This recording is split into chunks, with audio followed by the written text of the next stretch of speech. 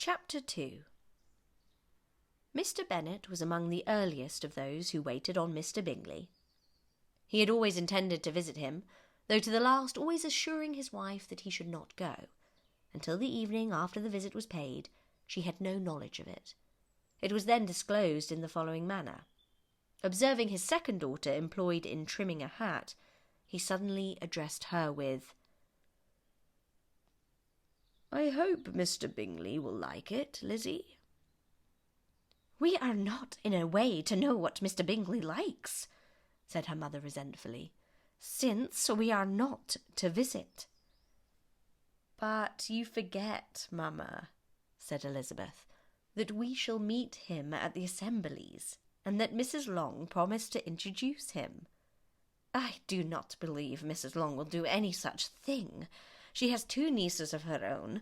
She is a selfish, hypocritical woman, and I have no opinion of her." "No more have I," said Mr. Bennet, "and I am glad to find that you do not depend on her serving you." Mrs. Bennet deigned not to make any reply, but, unable to contain herself, began scolding one of her daughters. "Don't keep coughing so, Kitty, for heaven's sake. Have a little compassion on my nerves. You tear them to pieces." "Kitty has no discretion in her coughs," said her father. "She times them ill."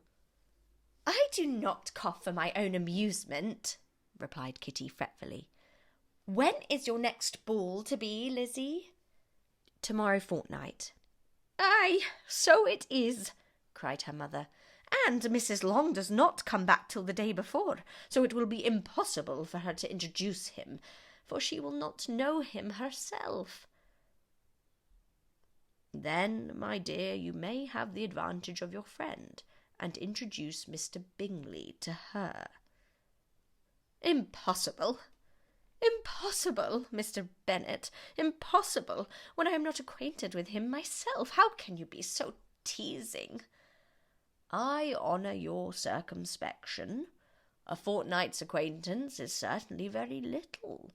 One cannot know what a man really is by the end of a fortnight.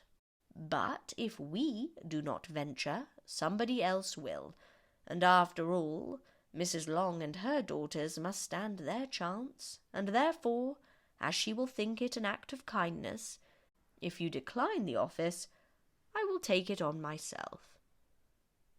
The girls stared at their father. Mrs. Bennet said only, "Nonsense, nonsense!" "What can be the meaning of that emphatic exclamation?" cried he. "Do you consider the forms of introduction and the stress that is laid on them as nonsense? I cannot quite agree with you there. What say you, Mary? For you are a young lady of deep reflection, I know, and read great books and make extracts." Mary wished to say something sensible, but knew not how. "While Mary is adjusting her ideas," he continued, "let us return to Mr. Bingley." "I am sick of Mr. Bingley," cried his wife. "I am sorry to hear that. But why did you not tell me that before?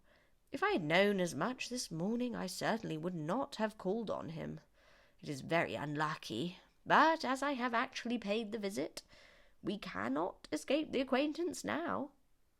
The astonishment of the ladies was just what he wished, that of Mrs. Bennet perhaps surpassing the rest, though, when the first tumult of joy was over, she began to declare that it was what she had expected all the while.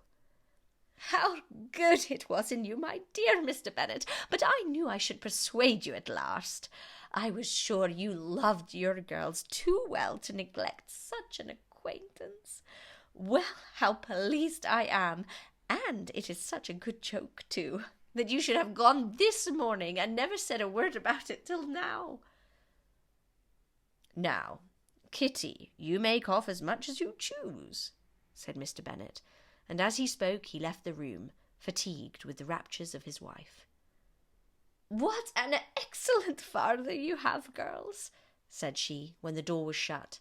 I do not know how you will ever make him amends for his kindness, or me either, for that matter. At our time of life it is not so pleasant, I can tell you, to be making new acquaintances every day, but for your sakes we would do anything.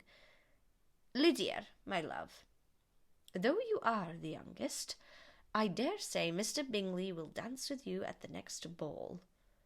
"Oh," said Lydia stoutly, "I am not afraid, for though I am the youngest, I'm the tallest."